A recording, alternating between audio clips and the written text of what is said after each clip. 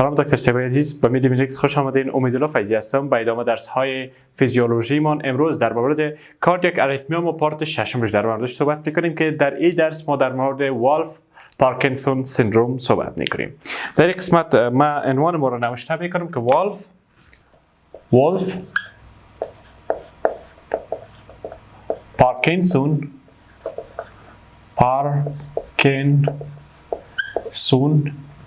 white pattern. Wolff Parkinson white pattern. خب یا برش میگن WPWP. Wolff Parkinson white syndrome که است یک مرض است که این مرض کانژنیتال می باشه. یک پاتولوژی است که کانژنیتال می باشه، یعنی به شکل ولادی در یک شخص موجود می باشه و تقریبا 0.1% نفوس جهان را مصاب می سازه. World population مصاب می سازه. خب در والف پارکینسون وایت پاترن طوری است که در این یک اکسسوری پتوی موجود می باشه میان اتریوم و میان ونتریکل ها. اکسسوری یعنی فرعی. یک پتوی، یک مسیر فرعی موجود می باشه میان اتریا و ونتریکل خب ببینین به طور نرمال ما در اینجا قلب ترسیم کردیم. به طور نرمال طوری است که در این قسمت اس نود ما موجود است و پایینتر از اس نود در این ساحه تقریبا اوی نود ما موجود است. بعد از او بندل اف هیس است. بندل اف هیس به رایت و لفت بندل برانش ها بالاخره تقسیم میشه و پرکنجی فایبر هاست. درست است؟ سیاله به طور نرمال که میاد از قسمت اس نود سیاله منشأ میگیره و انتقال پیدا میکنه به قسمت برنگ سیاهی را بگیریم خوبتر است به قسمت اتریوم ما به خود می رایت اتریوم. اینی رایت اتریوم است، به اینجا میای سیاله و میره می قسم به قسمت لفت اتریوم هم میره سیاله و بعد از او تمام از یک جای میشه به این شکل سیالات و میای به قسمت ایوی نود. از ایوی نود باز منتقل میشه به بندل اف هیس. از بندل اف هیس به بندل برانش ها رایت و لفت پرکنجی فایبر ها میرسه. یعنی در اینجا ببینین تنها چیزی که اتریوم و ونتریکل با همدیگر متصل ساخت این ایوی نود است. به طور نرمال چیزی که ایوی نود و سیاله را میان اتریوم ایوی نود منتقل میسازه او اتریوم و ونتریکل منتقل میسازه او عبارت از چیز؟ او عبارت از ایوی نود می باشد. تنها ایوی نود به طور نرمال. اما در اینجا مشکل در چیز که یک اکسسوری پتوی موجود است. یک پتوی اضافه فرعی موجود می باشه که باعث میشه سیالات از اتریوم به ونتریکل منتقل بسازه. به طور نرمال تنها از ایوی نود میشد. اما در اینجا ببینید طوری است که فرض مثال در اینی ساحه یک مسیر دیگه است که سیاله را میان اتریوم و ونتریکل ها منتقل میسازه یا هم به این طرف یک مسیری است که منتقل میسازه. این را میگیم اکسسوری پتوی و این اکسسوری پتوی که در این مرض که WPW می باشه WPW پاترن است. در این ما این را به نام چی یاد میکنیم؟ به نام بندل آف کنید. یعنی اینمی اکسسوری به نام بندل آف کنید یاد میکنند که میتونه به طرف رایت اتریوم به طرف رایت باشه یا میتونه در لفت ساید باشه. به هر طرف میتونه موجود باشه. خب ببینین این چی کار میکنه ایناله؟ سیاله از اس نود آمد. اینمی سیاله خو از ایوی نود منتقل میشه، اما در اینجا میتونه که اینمی سیاله توسط اینمی اکسسوری پتوی هم منتقل شود. یعنی یک راه دیگه ای است میتونه توسط از این اکسسوری پتوی هم منتقل شود. یعنی مسیرهای متفاوتی در اینجا ایجاد میشه. البته میتونه در طرف راست باشه یا طرف چپ باشه. ما خودی اردوش ترسیم کردیم یک دانش میتونه باشه. توسط از یا هم میتونن منتقل شوند به قسمت ونتریکل ما که به نام چی یاد کردیم؟ به نام بندل آف کنید یاد کردیم. این دو تایپ داره. یکی تایپ A می باشه، تایپ A pre-existation و همچنان تایپ B pre-excitation و تایپ A pre-excitation. این دو دانه در این ساحه دو تایپ دارن. اگر در طرف left side بود، در left side ما این را میگیم تایپ A pre-excitation left side که اینمی بسیار عام است. کامن یا عام بیشتر است. یعنی اینمی بندل آف کنید به طرف چپ بود، او را به نام چی یاد میکنیم؟ تایپ ای پری اکسیستیشن. و اگر طرف راست بود در رایت ساید باز او را میگیم تایپ بی، تایپ بی پری اکسایتیشن. خب والف پارکینسون وایت پترن طوری است که به طور عام به طور عموم اعراض عمده نداره. یعنی یک مریض وقتی که میاد سیمتوم یا اعراض عمده نزد شخص موجود نمی باشه. خب ولی باز میتونه در بعض حالات ای پیشرفت کنه و در شخص باعث به وجود آمدن والف پارکینسون وایت سندروم به وجود بیاره. یعنی در حالاتی که اینمی والف پارکینسون وایت پترن باعث اریتمیا ها شد و حتی سبب می شد که نزدیک به سدن کاردیاک دت بود، در اون حالت ما را به نام چی یاد میکنیم؟ به نام والف پارکینسون وایت سندروم. یعنی تمام والف پارکینسون وایت پترن ها که است او به این شکل نمی باشه، سندروم نیست، اما در بعضی اشخاص که نال با اریتمیا ها به وجود آمد باز باعث ازی میشه که در والف پارکینسون وایت سندروم به وجود بیاد.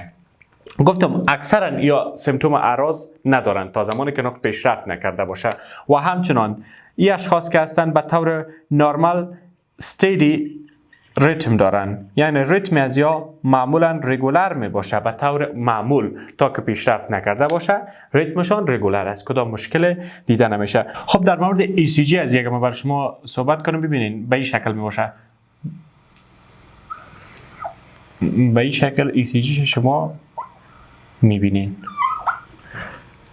در اینجا یکی پی ویو داریم، پوزیتیو دیفلکشن که در این صاحب معلوم میشه، ای پی ویو، آر ویو، اس ویو و بالاخره تی ویو. در اینجا اولین چیزی که است در این قسمت پی آر انتروال شارت میشه، کوچک میشه، کم میشه. پی آر انتروال شارت. دومین گپ کسی است که در اینجا QRS کامپلکس، یعنی QRS کامپلکس ماست. QRS کامپلکس که از در اینجا پرولانگ میشه. QRS کامپلکس از حالت نرمالش کرده طولانی تر میشه، پرولانگیشن وجود میاد. در اشخاص که این مرض دارن یکی پی آر انتروال شارت میشه، دوم QRS کامپلکس پرولانگیشن به وجود میره. سومین گپی که است تی ویو انورژن. تی ویو انورژن یعنی تی ویو که است به شکل معکوس معلوم میشه. و همچنان در این ساحه شما ببینید، در این ساحه این قسمت که است اینه به نام چی یاد میکنیم؟ به نام دلتا ویو یاد میکنیم. در حالت نرمال شما میفهمید که پی ویو کیو به این شکل، پی ویو کیو آر اس و بالاخره تی. اما در اینجا چی قسمت؟ در اینجا به شکل سراشیبی میباشه که به نام چی یاد میکنیم؟ به نام دلتا ویو. و در این اشخاص دلتا ویو هم یا موجه دلتا موجود می باشد. خب گپ دیگه ای است که بعض حالات است که اینمی بندل آف کنید میتونه بای دایرکشنال باشه، یعنی دو طرفه باشه. هم سیاله را از این طرف به اون طرف منتقل بسازه به اتریوم و همچنان از اتریوم به ونتریکل منتقل بسازه. دو طرفه میتونه عمل کنه که این حالت باعث به وجود آمدن یک مشکل دیگه میشه که به نام AVRT ما برش یاد میکنیم. اتریو ونتریکولار رینترین تاکیکاردیا را به وجود میاره. اتریو در این صاحب بر شما نوشتهش میکنم، اتریو ventricular reentrant tachycardia.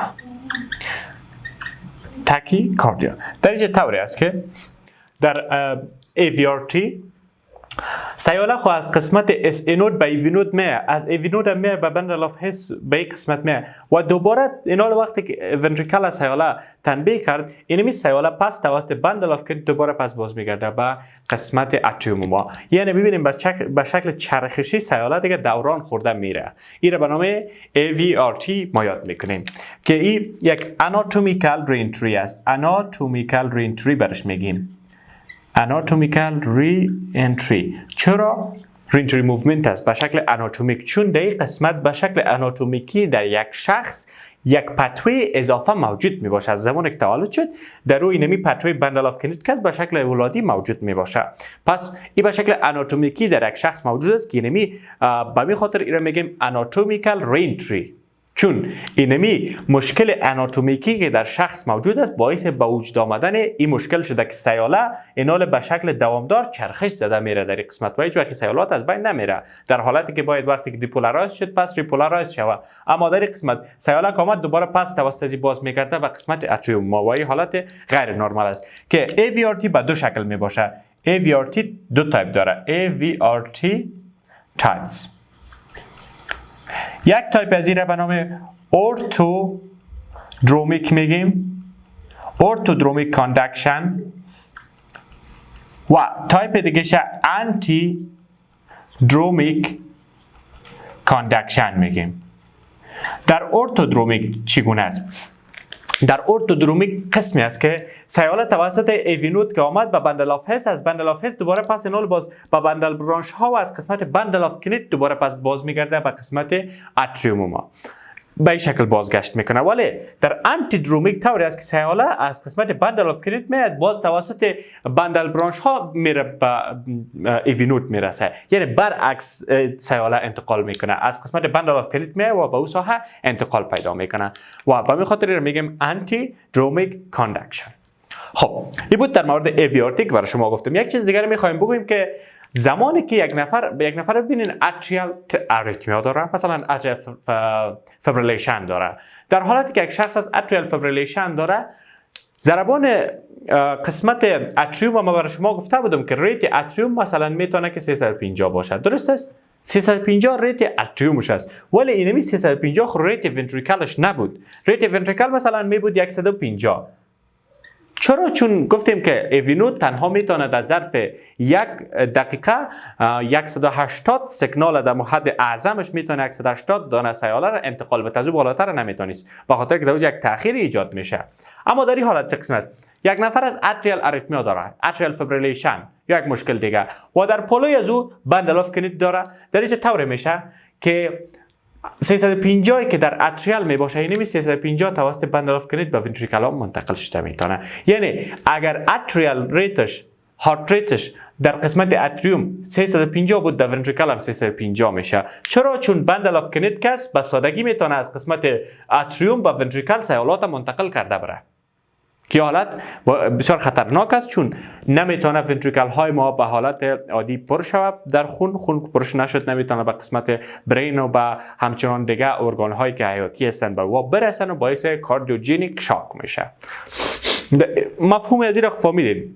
در حالت عادی ببینید زمانی که 350 اگر اتریوم بود، ایوینوت نمیتونه که منتقل بسازه، ایوینوت قدر منتقل نمیسازه، تنها 180 میتونه، با خاطر که ونتریکولار ریت پایین میباشه. اما یک شخص از بندل آف کنید داره، پس بسیار به سادگی بندل آف کنید میتونه اینی اکسسوری پتوی میتونه که اونمو ریتی که در اوجه است، یعنی اونمو مشکلی که در اتریوم است رو منتقل میسازه به ونتریکل، مردوش 350 میباشه، که باعث چی میشه؟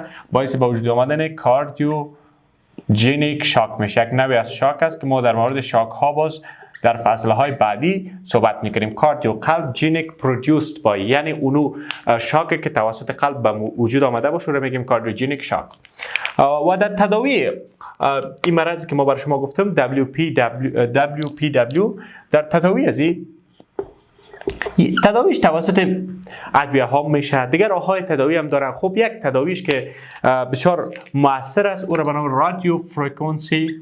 رادیو فرکانسی کاتیتر ابلیشن. در این طور است که توسط امواج باعث میشه که همون ساحه‌ای که اکسسوری پتوی است، مثلا در این قسمت ببینید این یک اکسسوری پتوی است، توسط امواج رادیواکتیو اینمی توسط امواج رادیویی اینمی را از بین میبرن، دیستروی میکنن، تخریبش میکنن. اینمی مسیر اضافه که در این ساحه موجود است توسط امواج این را تخریب میکنن. وقتی که تخریب شد دیگه پس نمیتونه که توسط از این سیگنال ها منتقل شود. خب دکتر شبیه عزیز، این بود موضوع امروز ما که در مورد کاردیاک اریتمیا ها صحبت کردیم. خدا کنه که شما از یک چیز آموخته باشین. تا بعد، خداوند یار و مددگار.